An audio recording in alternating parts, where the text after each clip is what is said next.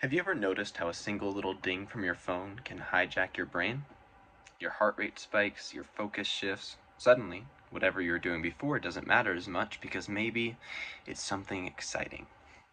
That's dopamine. And it's not just a feel-good chemical, it's the master of persuasion living inside our heads. Today, I want to show you how dopamine isn't just biology, it's rhetoric. It shapes our decisions, fuels our motivation, and even influences how we love. If we understand its language, we can stop being manipulated by it and start using it to design a more intentional life. I first became fascinated with dopamine in a love and intimacy class I took. We were learning about the chemistry of attraction, and it blew my mind that something as complex as love could be partially explained by brain chemicals. Later, I gave a speech on this topic in a competition, and watching the judges' reactions made me realize dopamine is one of the most persuasive storytellers of all time, and it's telling stories to you and I every single day. Here's the science in simple terms.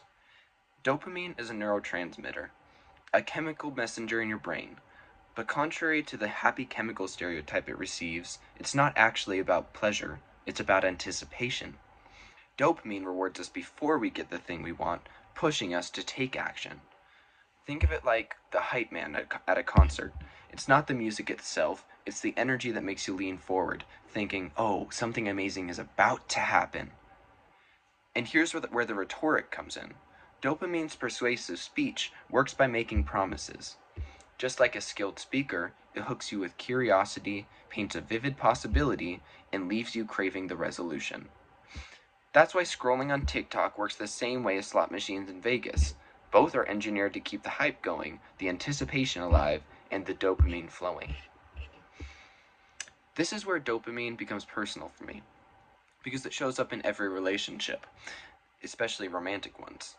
That early stage when everything is electric, when every text, every glance feels monumental.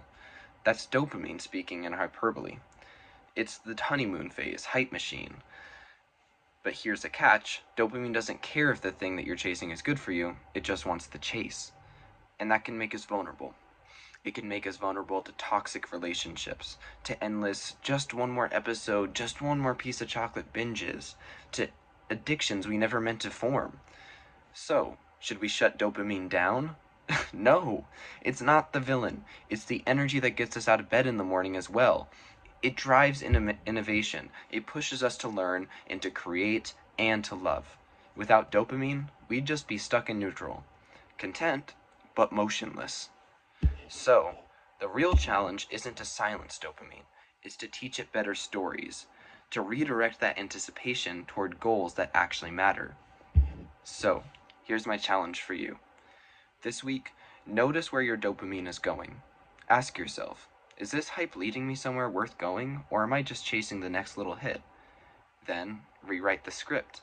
If you like music, use dopamine to fuel practice instead of just playlist hopping.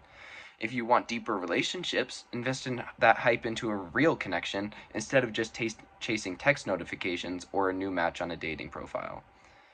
Dopamine's rhetoric is powerful, but once you understand its language, you can choose which promises to believe and which ones to stop letting run the show. It can start with something small, like putting your phone on Do Not Disturb so you decide which notifications get through instead of letting every ping pull you in. Or setting time limits on social media and other dopamine-heavy apps so you're not constantly chasing that next little hit.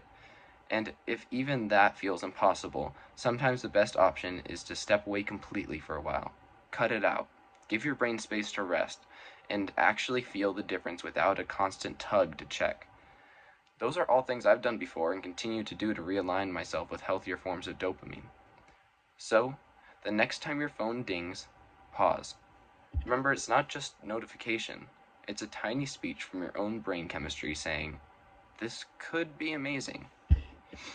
And now that you know how the story works, you get to decide how it ends for you. Thank you.